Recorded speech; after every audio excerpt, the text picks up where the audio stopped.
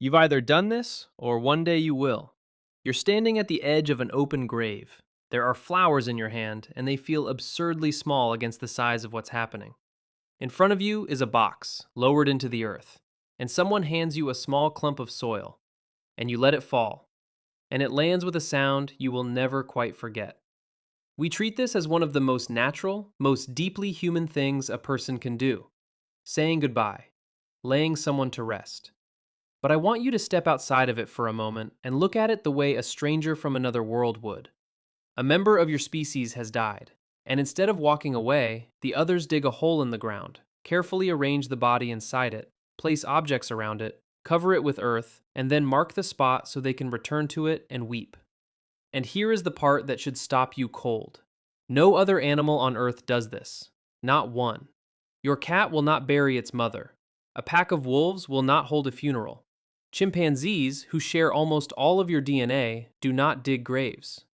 You belong to the only species in the entire history of life on this planet that buries its dead. So when did we start doing this strange, elaborate, heartbreaking thing? And what did it cost us to become the only animal that knows, with total certainty, that one day it will die?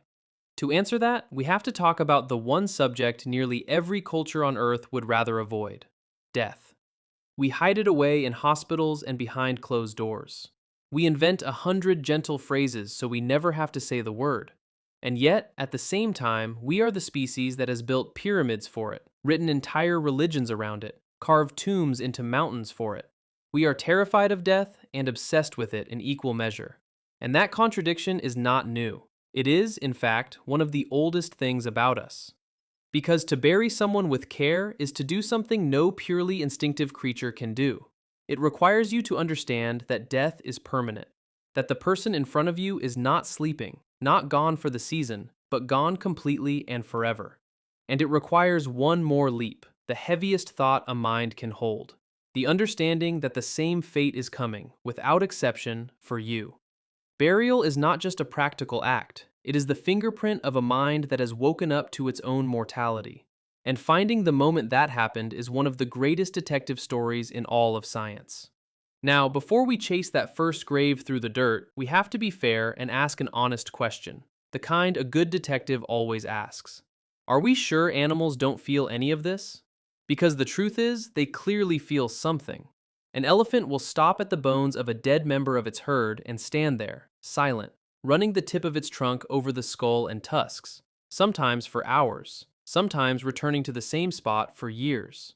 A mother orca has been filmed carrying the body of her dead calf through the ocean for 17 days, refusing to let it sink, pushing it to the surface again and again. Chimpanzees have been seen grooming a dead companion, gently, long after there is any reason to, as if unable to accept that the grooming will not be returned. So let's be absolutely clear: grief is not ours alone. The raw, aching feeling of loss is written deep into the animal kingdom, in creatures that loved and now find themselves standing beside a body that no longer answers. But here is the crucial line, the gap that makes us different. None of those animals dig a grave. None of them arrange the body, or bring gifts to it, or cover it, or come back on purpose to remember. Grief is the feeling. Burial is what happens when that feeling collides with a mind capable of ritual, of symbolism, of imagining that the dead might go somewhere. The elephant mourns and then, eventually, walks away. Somewhere in our deep past, one of our ancestors mourned and then, instead of walking away, picked up a stone and began to dig. That single decision may be the true border between animal and human. And the search for who crossed it first takes us into some very old, very dark caves. Our first real suspects are the Neanderthals, and for a long time they were badly misjudged. When one of the first near-complete Neanderthal skeletons was uncovered in France at a site called La Chapelle-aux-Saints in 1908, the old man, as he came to be called, was found lying in a shallow pit, his body curled, his limbs drawn in. For decades afterward, some argued it was just a natural hollow, a body that had simply come to rest there. But look closer at the clues. The pit was dug into the floor of the cave. The body was placed in a deliberate, protected position. And around the world, at other Neanderthal sites, the same pattern kept appearing, again and again. Bodies laid carefully, curled as if asleep, sometimes with the knees pulled up to the chest. A brutish accident does not repeat itself with that kind of tenderness. These were not creatures who simply abandoned their dead. They were putting them somewhere, on purpose. And then there is the most hauntingly beautiful crime scene of them all, and it comes with its own mystery. Deep in a cave called Shanidar, in the mountains of northern Iraq, archaeologists uncovered the remains of a Neanderthal who had been laid to rest tens of thousands of years ago. And when they analyzed the soil around the body, they found something extraordinary. Dense clusters of ancient flower pollen from several different flowering plants, concentrated right around the grave. The image was intoxicating. A group of Neanderthals, 60,000 years ago, gathering armfuls of wildflowers and laying them beneath their dead, mourning with beauty, exactly as we do. It became one of the most famous stories in all of archaeology. But then the detectives poked holes in it. Wait, they said. Pollen can be carried into a cave by many things. A certain kind of burrowing rodent, for instance, is known to stash flowers and seeds in its nest, and one of those nests near the body could explain the pollen with no ceremony at all. For years, the flower burial hung in doubt, a beautiful story that might be nothing more than a mouse's pantry. And just when the case seemed closed against it, a new crisis arrived, the way it always does in this story. Because in recent years, archaeologists returned to that very same cave and carefully excavated another Neanderthal body nearby, using every modern tool available. And what they found once again pointed to something deliberate. A body placed with intention, in a spot that appears to have been used, over and over, to lay the dead. The flower burial may never be fully proven, but the deeper truth beneath it, that Neanderthals returned to specific places to lay their dead with care, has only grown stronger. These were not mindless brutes. They were beings who felt the weight of a death and did something about it. But if you think Neanderthals were the first, hold on, because the trail runs colder and far, far deeper than that. Travel to a cave in the hills of northern Spain, to a site with a name that tells you everything. Cima de los Huesos, the Pit of Bones. At the bottom of a 13-meter vertical shaft, reachable only by crawling and climbing through the dark, researchers found something almost impossible to explain. The bones of at least 28 individuals, an entire population of ancient human ancestors, piled at the bottom of that shaft. And these are old, not 60,000 years old, around 430,000 years old. Long before Neanderthals as we know them, long before our own species existed. The question is brutal and simple. How did 28 bodies end up at the bottom of a deep, hidden pit? They didn't all fall in by accident over the same span. The most striking explanation is that they were put there, that these ancient people were carrying their dead, one by one, deep into the earth and dropping them into that shaft, a designated place for the ones who had died. And there is a single object down there that turns a chilling theory into something that feels almost sacred. Among all those thousands of bones, tucked in with the dead, archaeologists found one, and only one, stone tool. A single, beautifully made hand axe, crafted from rare pink quartzite, a stone that had to be brought from somewhere else, chosen for its color, shaped with obvious skill. There are no other tools in the pit, nothing else. Just this one exquisite object resting among the bones. They nicknamed it Excalibur, and its presence whispers something staggering across 400,000 years, that perhaps this was not just a garbage pit for bodies, but an offering, a single precious thing given to the dead. If that is true, then the idea of honoring the dead with a gift may be almost 500,000 years old, older than our species, older than our art, perhaps one of the very first symbolic thoughts a human-like mind ever had. Now, just when you think intelligence must be the key, that only a big, clever brain could invent burial, the story throws its wildest card onto the table. In a maze of nearly impossible-to-reach chambers in a South African cave system called Rising Star, explorers discovered the bones of a strange, previously unknown human cousin, given the name Homo naledi. This creature was small, and crucially, its brain was tiny, about a third the size of yours. By every old assumption, it should not have been capable of anything symbolic at all. And yet the bodies were found deep inside a chamber that could only be reached by squeezing through pitch-black, brutal passages barely wide enough for a person. The team that found them made a bombshell claim. that Homo naledi was deliberately carrying its dead into the deepest heart of the cave and burying them there, possibly 250,000 years ago or more.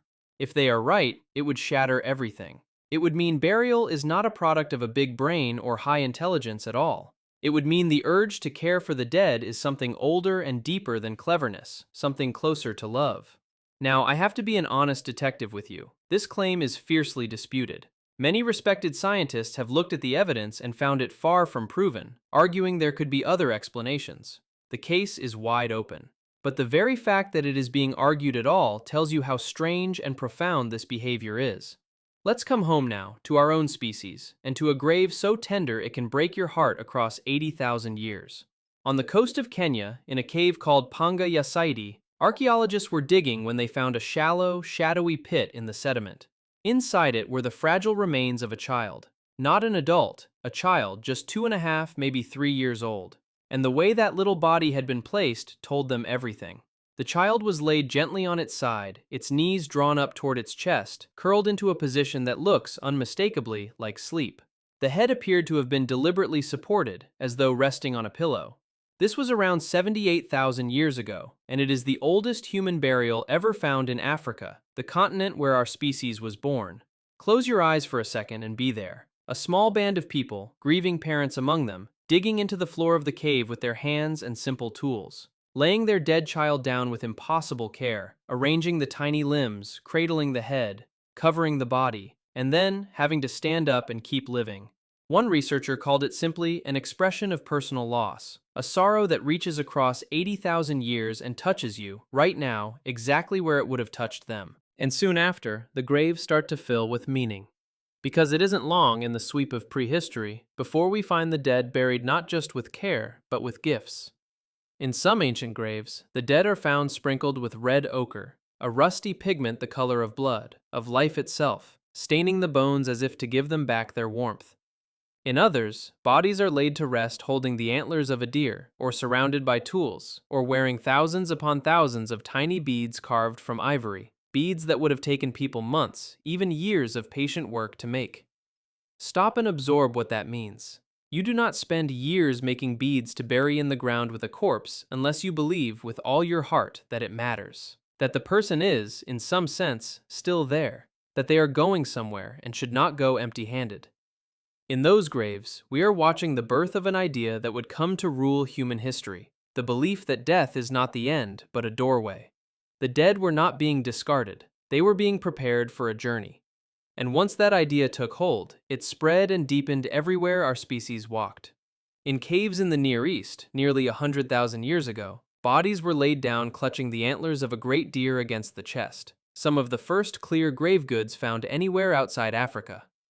Tens of thousands of years later, in the frozen ground of the far north, people buried their dead dressed head to toe in clothing sewn with thousands of ivory beads, laid out with long spears and small carved figurines, as though outfitting them like royalty for whatever waited on the other side.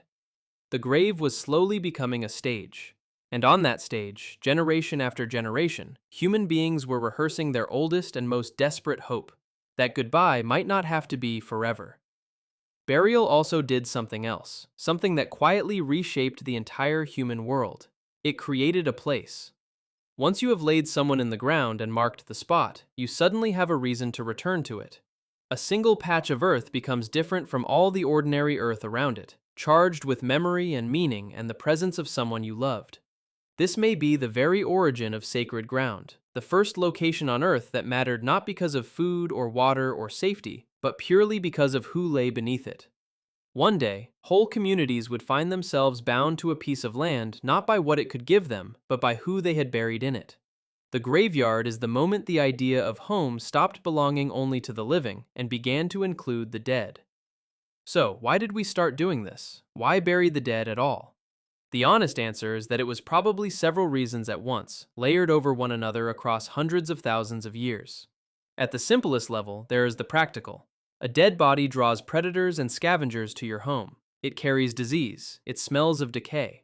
Putting it in the ground and covering it solves all of that at once. And for the earliest cases, this cold, practical logic may be all there was. But something happened along the way that pure practicality can never explain. Because you do not need flowers to keep away a scavenger. You do not need a precious pink hand axe to stop a smell. You do not need to curl a child into the shape of sleep, or rest its head as if on a pillow, or carve ivory beads for years, if all you are doing is disposal. The moment care and beauty and ritual enter the grave, something new has been born in the human mind. The refusal to simply let someone go. The unbearable feeling that the bond does not end just because the heartbeat did. And beneath that, the quiet, world-changing belief that the person still exists somewhere and that we might see them again. And this is where we arrive at the real answer, the one hiding underneath all the bones and the ochre and the beads. To bury your dead with ritual, you must first cross a terrible threshold in your own mind. You must understand that death is final, and you must understand, truly understand, that it is coming for you, too. No animal carries that knowledge. A gazelle flees the lion out of instinct, but it does not lie awake at night knowing that someday, lion or not, its time will simply run out. You do. Somewhere in the deep past, in one of these caves, beside one of these graves, our ancestors became the first creatures to live their entire lives in the shadow of a certainty no other animal has ever faced: the knowledge that they would end. That single, crushing realization is the seed of nearly everything that makes us human. Every religion ever founded, every tomb, every temple, every pyramid, every philosophy that ever asked what it all means, every piece of art racing against time, even the quiet 3 a.m. fear that sometimes grips you in the dark. All of it grew from the same root. The moment we looked at our dead, understood we would follow, and refused to accept it. So let's go back, one last time, to that graveside where we started. To you, standing there with flowers in your hand and a clump of soil falling from your fingers. It can feel like the most ordinary sorrow in the world, but understand now what you are truly part of. That grave is the oldest monument our species ever built. Older than writing, older than farming, older than the wheel. It is the first time a living thing ever looked at death and said, "No, you do not simply vanish. I will mark where you are. I will give you something to carry. I will come back, and I will remember." Every act of burial, from a Neanderthal laying a body in a cave 60,000 years ago, to a grieving parent curling a child into the shape of sleep, to you, right now, dropping earth onto someone you loved, is the same act. It is love refusing to accept an ending. That is the strange and beautiful price of being us. We are the animal that knows it will die, and so we became the animal that learned how to say goodbye.